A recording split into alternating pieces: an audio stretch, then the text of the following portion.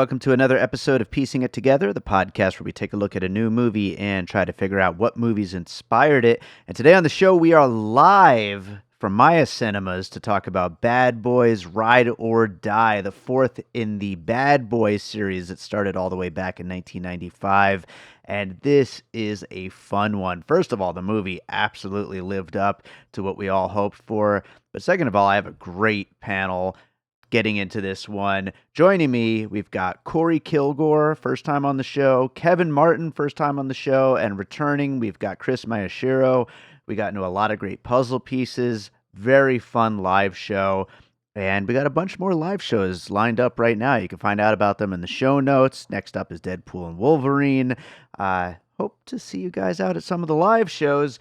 But before we get into this conversation, I do want to remind you, as always, to make sure you are subscribed to Piecing It Together wherever it is that you listen to podcasts. We got a whole bunch of episodes on the way right now. June is going to be an interesting month of finally releasing a bunch of episodes we recorded over the last few months on some movies that were in theaters but are now finally hitting streaming. So lots on the way. So make sure you're subscribed. You could also follow us on social media at PiecingPod. And don't forget to join our Facebook group, Popcorn and Puzzle Pieces, where we continue the conversation about all the movies we talk about here on the show. And with that said, let's get into Bad Boys Ride or Die.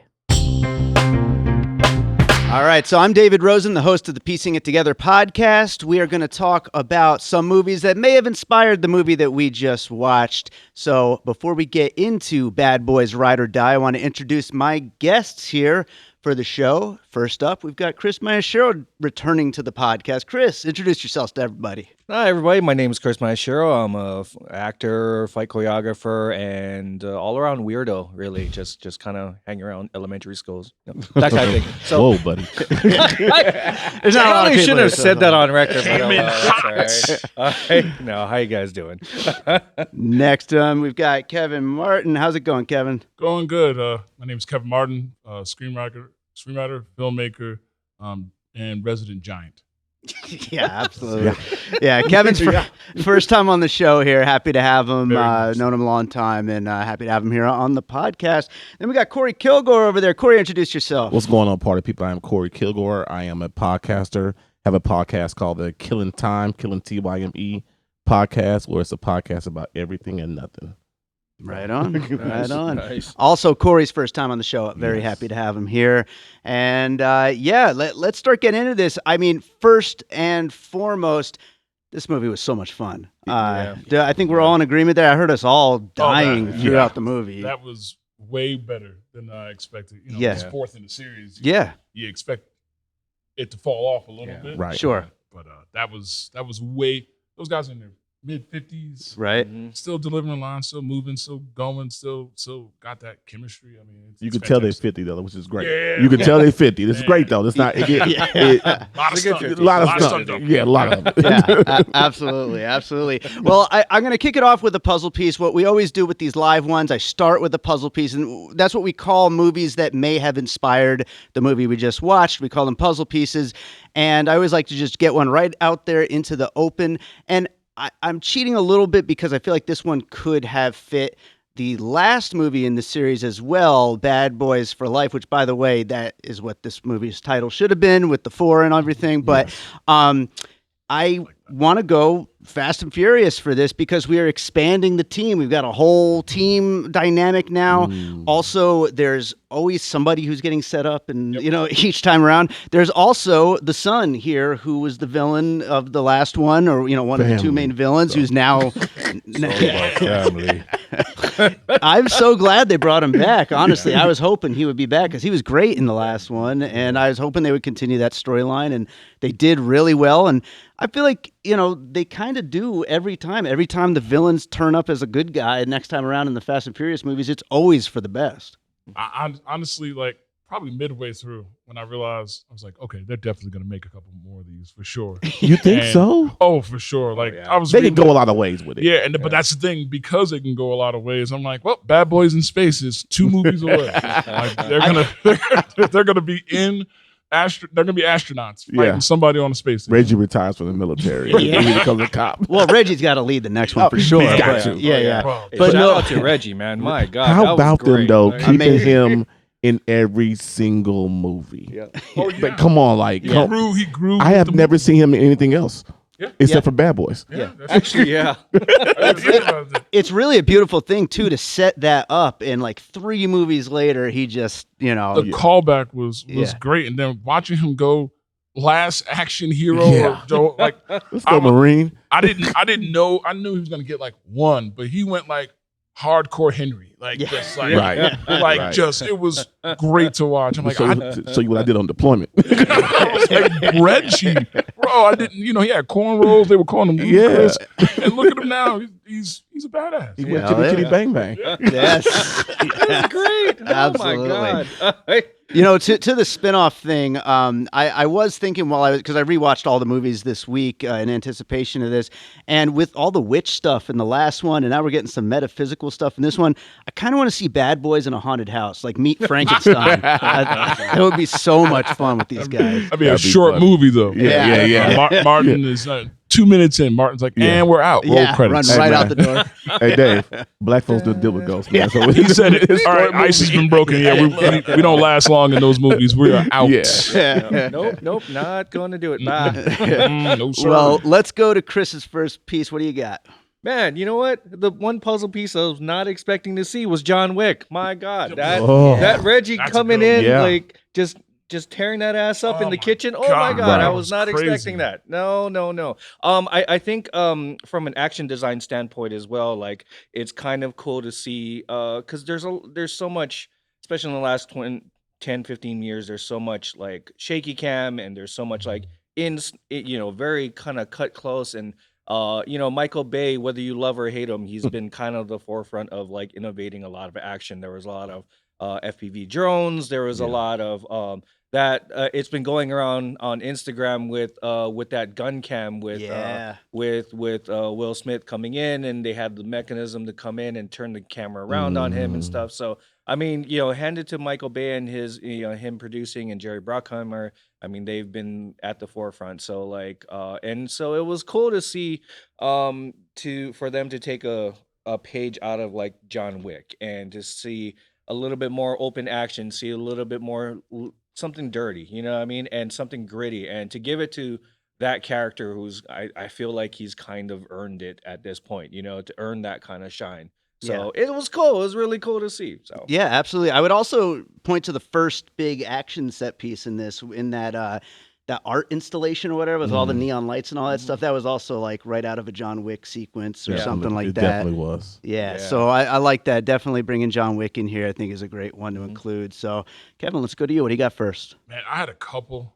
There was one at the end when, without giving it, I just saw like Hans Gruber With the fall. with the fall. But I was like, no, I'm not gonna go. That one's a little too easy. But I mentioned it earlier. Hardcore Henry, like just the gunplay, the cameras, probably guns akimbo too. But I would say like Hardcore Henry, it was the best cinematography I've seen of all 4 of those movies. They departed from like there was that classic shot. You probably heard me cheer when they had that slow motion shot and that pan across With the and pan, they look up. And I was really happy to see that, but I was like, okay, they're gonna stay with that. And they went completely left. Yeah. And it was amazing to see. Like they adapted and said, okay, we're gonna give you a different view. We're not gonna give you the same shots and stories. But I didn't expect Michael Bay. Well, maybe I did. Michael Bay and Jerry Bruckheimer to go, like, let's really let's mess around. And they did. And they did. I saw those videos of Will Smith with the camera, and I was like, I wonder how that's gonna look. And it was first person shooter. Yeah. It definitely was. It looked I great. enjoyed it. I've seen people try.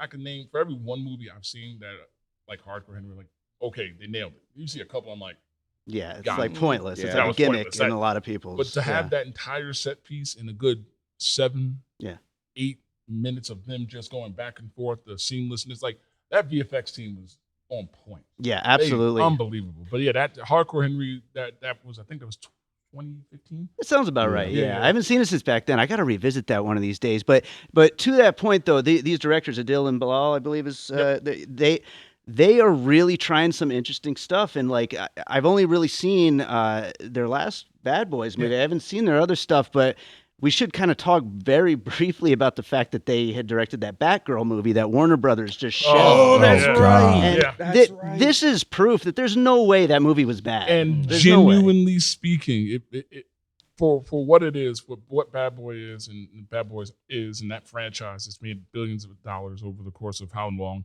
30 years. 30 years. 30 years Yeah. now? And the thing is, to your point, now you have to question. You look at Warner and go, what were you seeing? Yeah. Yeah. What did you see? Because if that's a quarter of what Batgirl could have been, Yeah. Man. are you joking right Yeah. now? Like that, and that's the thing. Like, you really have people who don't have the best interest in mind for something that's creative or new.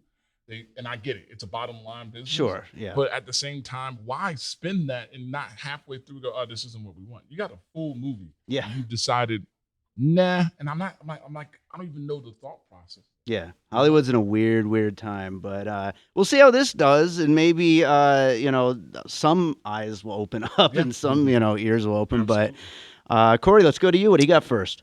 I'm gonna go to throwback to the buddy cop movies, man. Mm. Lethal Weapon 4, the Lethal Nice. Weapon Yes. series, man. Oh man. With them being older and coming still trying to get the action done, but still giving you that comic relief. I was It was waiting great for I was me. waiting for one to say, I'm too Yeah. old. You know what I'm saying? I was like, We know "That's who not- would say it. But, yeah. I figured Martin would be the one to say it, you know what I'm Yeah, saying? yeah. But it just took me there, man. I love it. Like I said, I don't want to see another one, but I know they're going to make another one. And I hope it's just as good as this and keep giving it to us. Yeah, absolutely. Yeah, I think as far as like the buddy cop like history goes, like that is exactly you see that, and it goes all the way to here. But I'm gonna actually jump right on top of your puzzle piece there because Lethal Weapon started off with Shane Black. And I'm going to go with the nice guys for another puzzle piece Yeah, here, that's with good. Martin being so sure that he can't die, which was such a Yeah. great bit. But that is something that Ryan Gosling's character, for anyone who hasn't seen The Nice Guys, it's a great buddy comedy. Unbelievable. Ryan Gosling and Russell Crowe, and Gosling is freaking ridiculous in that movie. He's so silly, and that's kind of exactly a thing that happens with him, where he's just like so certain he can't die that he's like putting himself in these ridiculous situations. And seeing Martin Lawerence with that alligator, Oh man, what a payoff This- for that. this was peak. I haven't seen Martin Lawerence at this level. Like I don't. It just felt the energy. I said it before we started. This had the first movie's energy. Yeah, You know, this he was nailing everything. Like you could tell there were parts, like especially toward the end, where you can see that they were having a hard time keeping it together. Mm. Like, they were like you really wanted to laugh, and he was peak Martin. It reminded me of Martin on his show, Martin, where they could not stop laughing at times. Yeah. Just from what was going on set. Yeah. Yeah. It's beautiful that he is like just still that sharp and that funny. Man, He's yeah. just He's killing just- it. He just you just throw him dialogue, and then if someone says, "All right, I want you to be exactly this," no, let him fly, bro. Yeah. Like, Right. let's see what he does with this, and then let's do another take so he can see and do something else. He's fantastic. Absolutely. Was that donkey conversation all improv or? I You bet know, it was. I can't Oh. wait to find out what was Oh, man. improv. Yeah. I want to see that rolling take, man. Yeah. Like, Oh man. oh, this is gotta be great. Like there's got to be like they will. There was one point I'm watching Will, and I'm like, oh, he's definitely done. They had to laugh through at least 3 or 4 of these. To that point, whose idea do you think the slap was? Will. You think Will? Oh, Just like come you got to on. slap in this movie. It had to be Will. Will. It was Like, all please Will. do it. Yeah. yeah, that sounds. Yeah, right. he's a smart Yeah. dude. And the thing is, I mean, I have friends who will listen to this, and they know I'm a huge Will Smith fan, and I've always been. But like something like what happened, you would think, okay, that's it, it's over, and then you put out this. This is a banger. This is Yeah. good. Yeah. This is, as we talked about before, this is really the thermometer of how the industry, or in terms of these theaters, are how they're going. Yeah. Because if this thing makes money, there's no excuse anymore. You're telling Sure. me they're not interested, if they're going to streaming. If this makes big money in the time that it's in, relative to what it was, I don't see. Mhm. Don't tell me theaters are having issues. Give them the stuff. Give them a Right. good movies and trust that people are going to watch this. Well, yeah, and not to go on too much of like a tangent, but like, as far as the theater's conversation is concerned, we don't have the movie star movies. And Will Smith is the biggest of them all. He just went through a little rough patch this past Yeah, year. and I think I think this was, everyone's like, wait, he slapped, who'd he slap? Oh, Bad Boys is out. That's how 5 seconds. Like, Let's just move right on. This is how you come back, though. This is how you. This movie is how you come back 100%. from all of that. Absolutely. Yeah. Absolutely.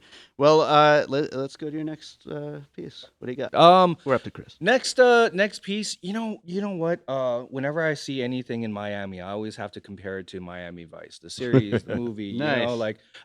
Nobody ever made Miami as sexy as Michael Mann, except maybe Michael Bay. So and you can see a lot of that influence in. You can see a lot of that landscape and how they feature the city itself and how that almost becomes a character in itself within the franchise.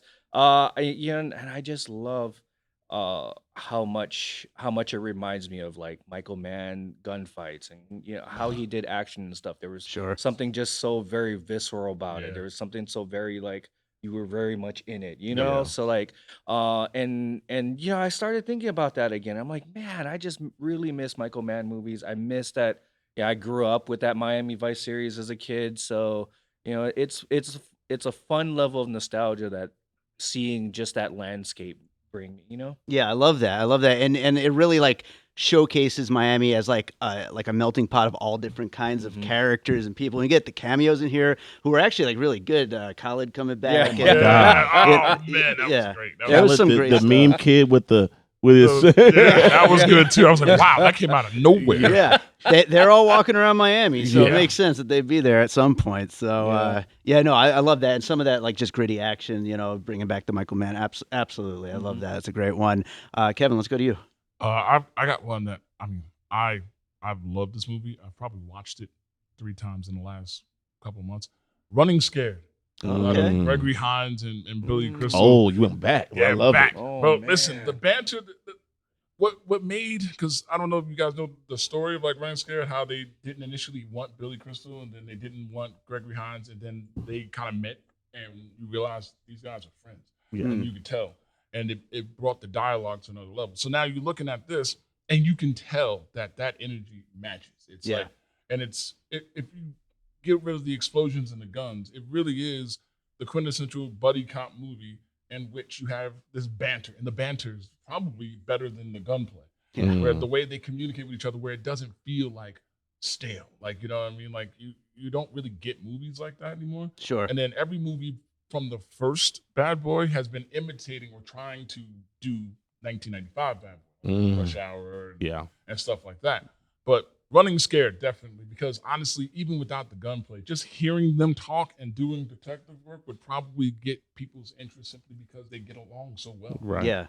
It's like they take 20 years off, they come back, they do it again. They take another 10 years off, they do it again. Like it's clear that whatever chemistry they have is not forced. It's gold. It's just gold. Like 4 movies in, doesn't look like they've lost a step. They might have not even talked to each other for a year or 2. Doesn't matter. They just nailed it. And it's like picking up with an old friend. Exactly. And that's what Running Scared felt like. Because think about it, Running Scared was what, 80, 86, something like that? Yeah, I think so. God, yeah. Yeah, and the thing is, it wasn't a ton of explosions, a bunch of car chases and stuff like that, but nothing crazy. But the premise is the same. One guy's like, I'm ready to be done. Yeah. The other guy's like, I'm all in, but fine, I'll go with you. Let's figure this out. And then they figure out, no, this is what we do. Right. So I really feel like that matches, and it's hard to capture that magic in the world where people are like 5 seconds. Yeah. Blow something up or I'm losing it. Yeah. And I think that's the beauty of the whole series. Right, yeah, and to keep it coming back for 30 years, and like there's always these long and it's stretches. new. Yeah, and it keeps feeling fresh. But I love the throwbacks to every single movie that they did throughout. No stone unturned. Yeah. They mind. Those guys clearly watched every movie several times and pulled everything out and put it on the table. And it was great. From Michael Bay in the black Porsche, the same Porsche that they got robbed in from the first movie. Like, come on, man. that was a great call. Yeah. Nice. Yeah. That's great. That is absolutely great. Korey, let's go to your next one. I'm gonna go the Kingsman, Yeah, the Reggie scene reminded me almost of the church Right. scene in Kingsman, where you just don't expect him to go loose, but then he just goes crazy. All Yeah. that's missing was the music. That's all that was missing all- was the music. But it's a throwback to me that brought inspiration from the Kingsman, which I love as well. That series. I like that. I was trying to remember. I don't know. Maybe once we open this to the floor, somebody will think of this. But I was trying to think of something where they're watching everything on the screens. But like that is such a fun sequence, though, because they're just sitting there commenting on it. They get to yeah. sit that one out. Yes. Like I love those transitions. Right. Like and pulling them off. Like you acknowledge that they're watching and they're genuinely, like you said, just watching. But the transitions into these set Right. pieces, you know, But- those were incredible. I love how he went from playing Call of Duty Yeah. to actually being in it. Absolutely. And then they were in the truck at the house watching it like somebody on the internet watching somebody go loose on Call of Duty. So all of that was like Yeah. really dope for me. Maybe throw a little Gran Turismo, the movie. Right. Yeah. Yeah. Right on. I want to. So we've been talking about Michael Bay a bunch during this, of course, because originating the series. But I want to go to a different Michael Bay movie, his most recent Ambulance, which I think is one of the Right. best action movies of the last few years, and has so much drone shots in it. It's Yeah. like crazy, just the camera swooping in ways that are just unheard of and just believable. If you were watching movies 20 years ago, it could have never happened this way.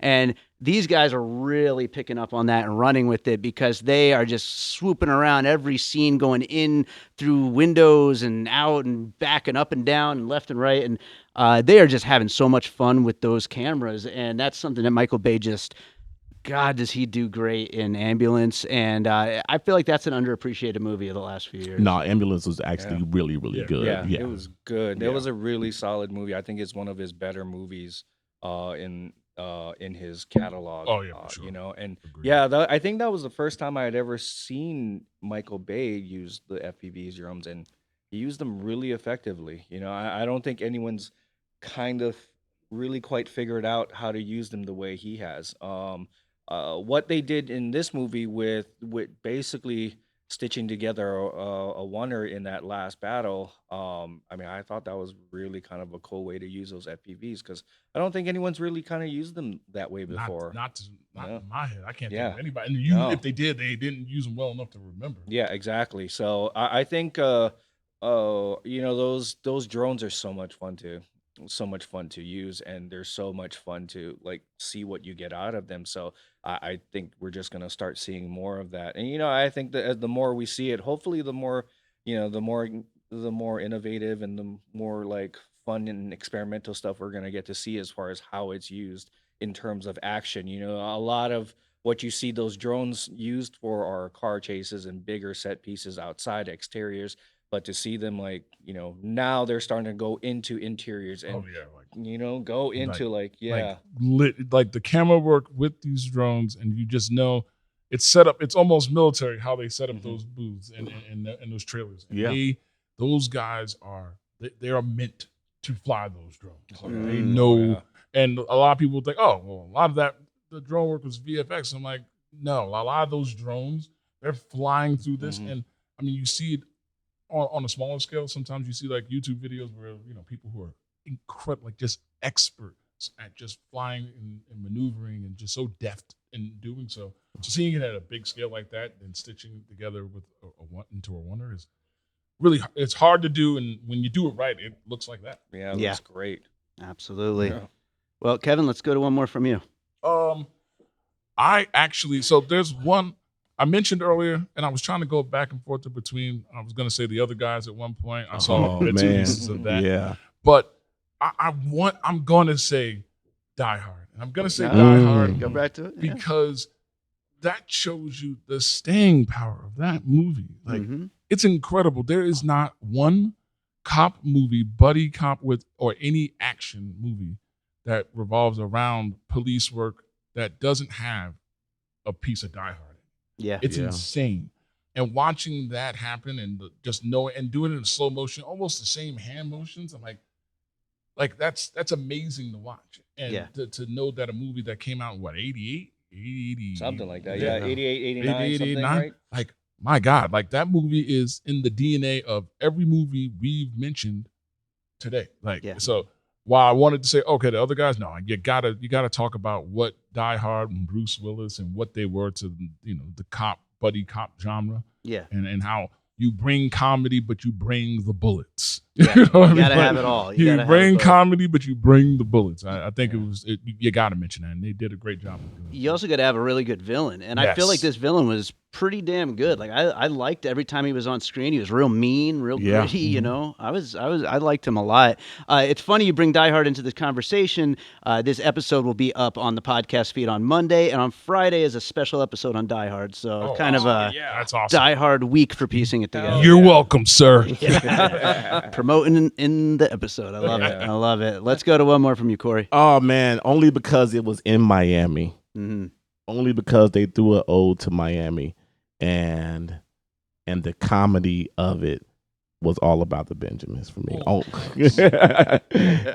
Only because of the ode to Miami, and they kept it everything Miami, which is all about the Benjamins, did for me as well. Wow, that's good. Yeah. And honestly, you could, if Mike Epps was, I mean, I know people will jump on me for this. If Mike Epps was half as funny as Martin Lawrence, oh my God, he could be perfect in that role. He'd be perfect in that role. Yeah.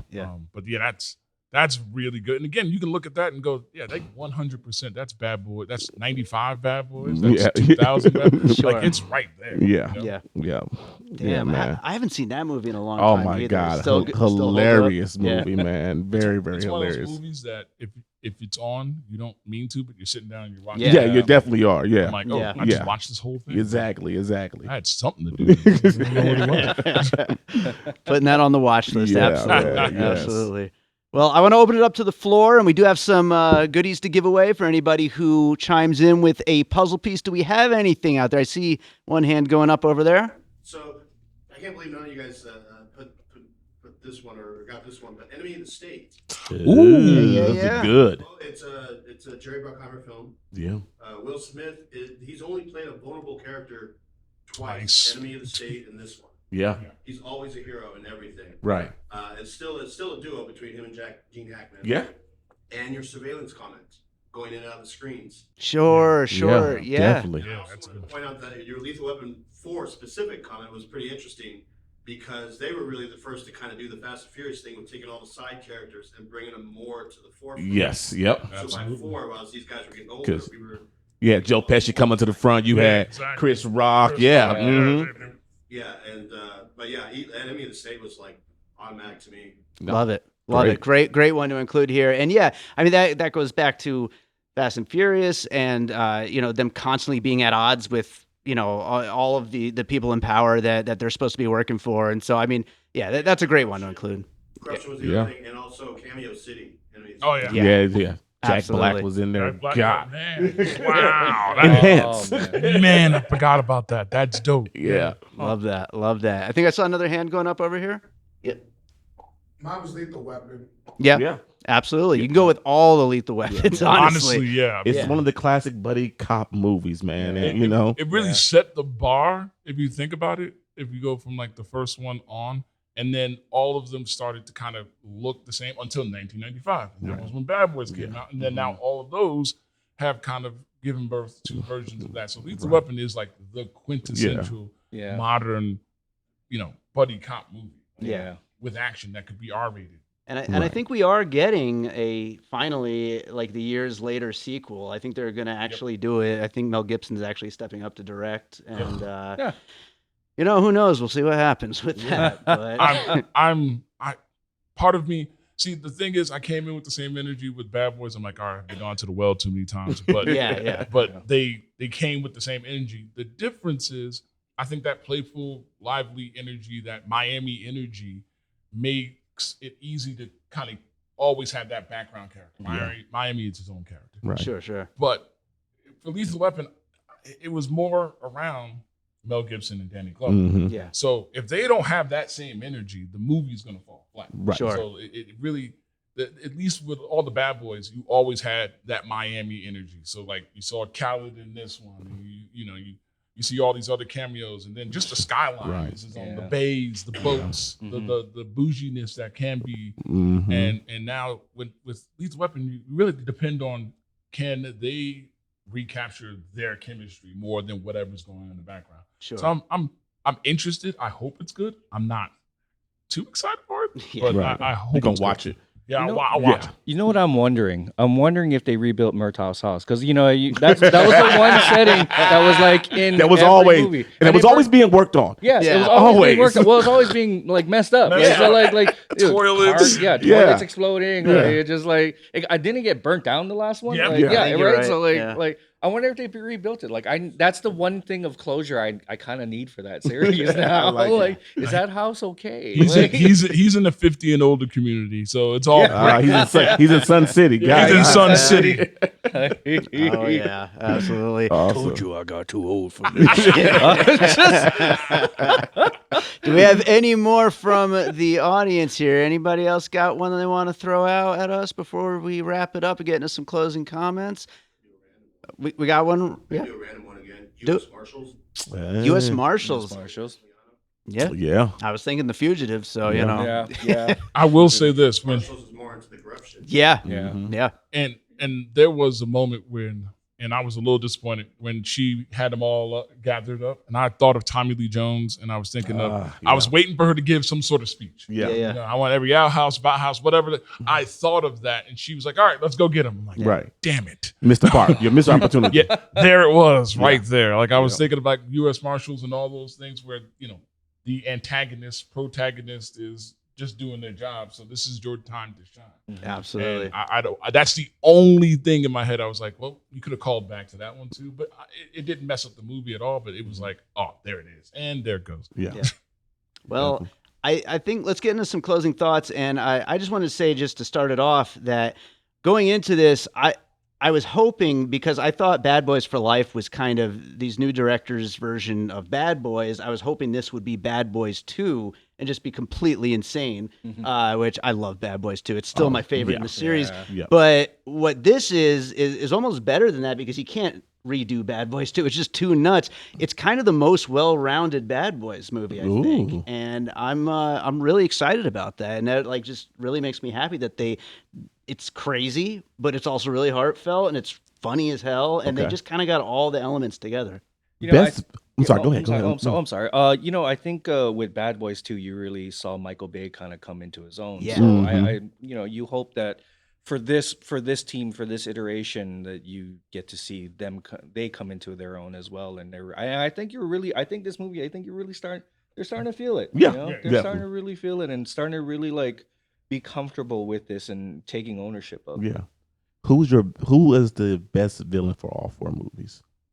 Oh, I'm not gonna lie. I'm gonna say McGrath. McGrath. This one, really? Okay. This is because the last one with Tapia, that was 2. Yeah, Johnny Tapia was 2. He Johnny was, Tapia is my favorite. He's up there. Like Yeah. it's him, because the third one. Well, who was it again? The third one. Oh, it was the it was Bruja. Yeah. the Bruja. Yeah. And I was like, we're heading into some witchcraft type Yeah. stuff. Here Mhm. comes the Fast and Furious. But the Tapia one was good. McGrath is up there. I would Yeah. probably put for the fact that I felt like if he wanted to shoot him, he would have shot him. Yeah. Whereas Tapia, I knew this was going to end badly. Yeah. And then how he died was, I'm like, okay, that was overkill. Like, you guys really wanted to make sure he wasn't coming back. But yeah, McGrath, I really enjoyed his character. I really enjoyed that, and what's that, Eric Dane? Yeah. For a guy that's a Grey's Anatomy guy. Yeah, I'm like, he is, yeah. I'm like, what kind of range is it? Oh, okay. Good, big range for this. Yeah. Yeah. Right. I really love the villain from the first movie. Yeah, man. I can never pronounce his name. Cario, but he's been in he's been in some great movies. He He was the played main that villain role, in. man. Oh, man. You guys ever see Kiss of a Dragon? Yes. Like, Yes. I mean, he was the main villain in that. The Patriot. He was one of the Yep. better parts of that movie. So I really love that actor. So when I think, and especially because Bad Boys, the first one, was such a big influence as far as how I saw action movies and stuff. I really that him as The main villain always kind of stood out to me. It's always stood out as far as in movies in general. I think this is making it pretty clear that all 4 of these movies have great villains. Oh, Yeah. definitely do. Yeah. That's Yeah, really a definitely. big part of what makes these movies so damn Yes. enjoyable. Yeah, so. Absolutely. And I know I'm going to get jumped on by my friends when I say this, but I will put this 4th movie up there with the 2nd movie. Yeah. Very, very, very, very easily. And I understand people are like, what the hell are you talking? I promise you. Because nothing will touch the first one to me. But So what's your rank then? Are we gonna Oh, do there it? Let's we do go. rankings. Oh Why man, not? you're, Let's you're do it. trying to get me jumped. Wow, these guys be waiting for me outside. Okay, all right. So I'm gonna go 1, 4, 2. Yeah, that's right. I said it. 1, 4, 2, 3. Okay. And I say this only because I am astounded by how they were able to mine another story out of Miami and make it feel Mhm. the same as that first one. Okay. Yeah. And that is yeah. hard. You've seen sequels. You see Fast and Furious. They're Fast and Furious, what, 12? Yeah. Family. Yeah. Like, you know what I mean? Like, when did it stop being fun for, you can tell it's not even fun for the people who are in it now. Right. So it's like, when did it stop being fun? I want to touch know back when to they're the- going to fight the Avengers is what I want to I know. mean, Like, just- That's They're gonna do a Transformers, yeah, actually. that's Yeah, what they're I'm gonna saying. fight- They're oh, doing yeah. a Transformers one. Yeah. they're going to join G.I. Joe. And, Oh man. Spoiler, sorry. Corey, what about you? What's your order? 2, 1, 4, 3 Okay. is my ranking. Yeah. What about Yeah. what about you? For me, it's 1, 2, 4, 3. Okay. Yeah. I'm going 2, 4, 1, 3. Ah. I mean, I love this movie. I thought it was absolutely great. And the first one, it's great, but I just like how they already have the chemistry. I love that they're just building upon Yeah. what the first one already made. Honestly, there's not a bad one. In rewatching the third one just yesterday, it really grew for me. Like I kind of liked it a lot more. I think it aged really well. At first, I was just kind of like, it's fine, but I think it's really fun. It's definitely last place. I think we all have it last Yeah, place. Yeah. yeah, Yeah. but, Yeah. It's worthwhile though. But- Absolutely. And you know, I know we said we were going to talk about it toward the end a little bit, but these bad boy movies are really 100% a thermometer of how things are going. Sure. If this movie does as well as it should, then you can't say that the big movies in theaters are not there. Yeah. And I feel like I think they made this movie, which is really strange. None of these movies, with the exception, I think one was like 120, but the rest were 90, 100, and 110. So I think they made this movie for 100. Oh, And if that's I mean, amazing if they did if that. they did that Yeah. for 100 and they get 5 or 6, because 100 plus half the market is like 150. You get to 500 on this in a time post COVID where people aren't going or not going as much. Like you said, you question what Warner's doing, and B, you know they're going to make more now. Now they're going to go to the well, and you keep the same directors. Why not? Let's see what you can do. Yeah, absolutely. They're saying 90 million. 90. They 90. kept it under 100. That's That's what that's all lovely. these movies are 100 or under. They Yeah. all make money, and you're sitting there going, 90 million, bro. They're making All these movies. action sequences for this, Yeah. and All these set people. There's Yeah. a lot of like practical stuff. There's Yeah, it looked great. Yeah, It looked they absolutely did. great. I mean, there's really not a bad thing about the looks that you could really Yeah. say. Yeah, exactly. But, Corey, any closing thoughts over there? no, man, a great movie. Will Smith has proven again he's the king of summer with his Mhm. movies, and I'm gonna say this. I don't want him to make another 5, but I'm gonna watch it when it comes out. Absolutely. Absolutely. Yeah, I'll be there. Yeah, I will 100% be for the next. That one comes out on the puzzle piece. Yeah. And ready for it. Yes. Right on. Just- Right on.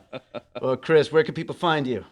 You can find me on Instagram at KM2Creative or Kris with a K, Kris.Mayeshiro. Mostly on there these days when I do get a chance to be on social media.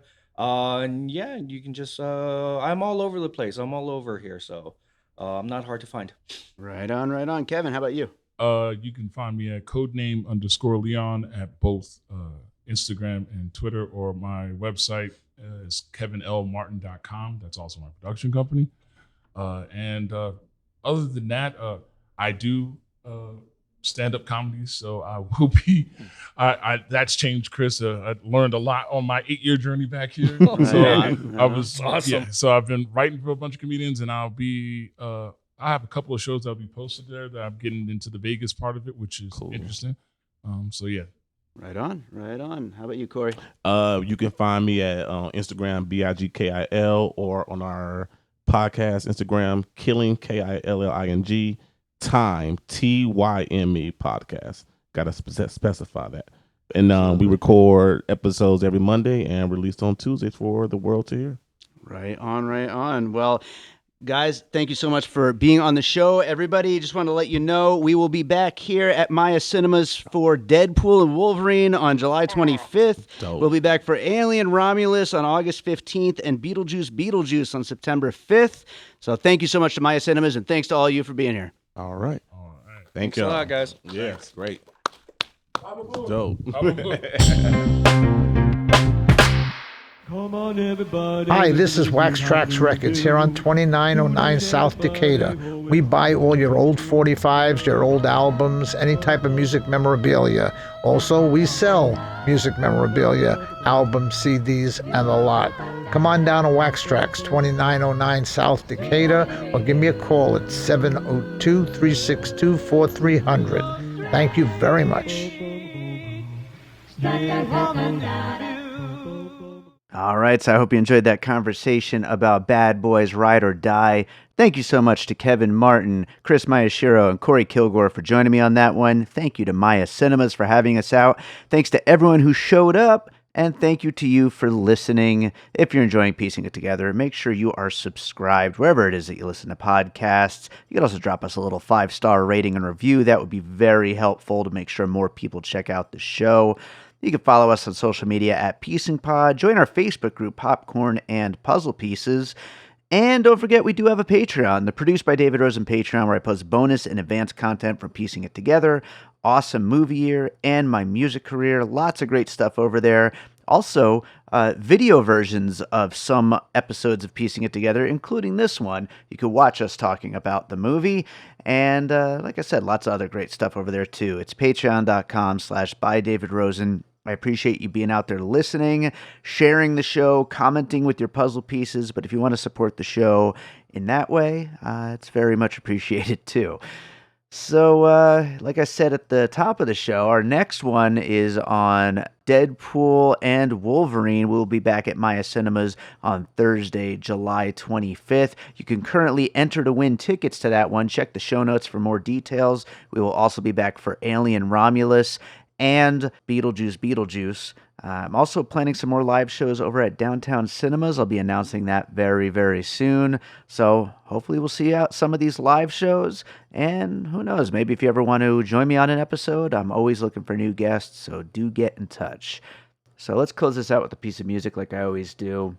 And I want to play something action-packed and exciting and, something that'll fit the vibe here with a Bad Boys movie. I'm going to go with a track called How to Start a Fire from my last full-length album, More Content. So I hope you enjoy this track. It is available on all of the streaming services, and there is a limited edition CD available on Bandcamp for the album More Content. We'll be back with more Piecing It Together real soon.